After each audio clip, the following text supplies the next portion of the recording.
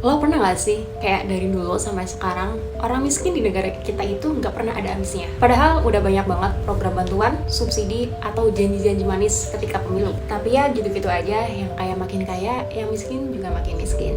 Terus mulai muncul satu pertanyaan di kepala gue, dan ini absurd banget. Jangan-jangan negara ini memang butuh orang miskin agar sistemnya tetap berjalan.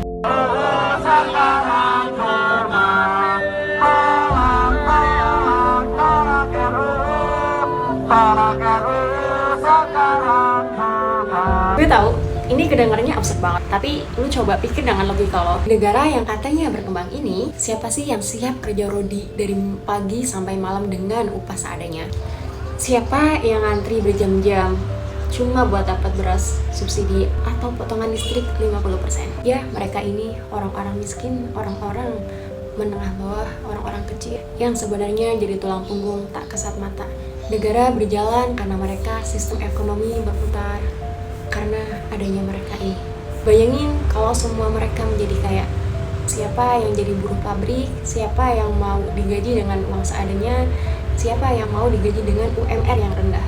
Siapa yang mau ngangkut sampah di kota? Siapa yang mau rela hujan-hujanan demi ojek online? Sistem kita didesain biar punya tetap di bawah. Karena kalau semua naik, yang atas jadi hilang pijakan. Lo tahu yang lebih ngeselin, banyak dari kita miskin karena kesalahan kita sendiri. Males lah, nggak punya usaha lah. Padahal sistem kita yang bikin salah, yang bikin kita menyusahkan, yang bikin kita sengsara seperti ini. Pendidikan mahal, harga kebutuhan semakin naik, dan pengangguran ada di mana-mana. Ini bukan tentang usaha, dan ini adalah kesalahan sistem sudah timpang dari sananya.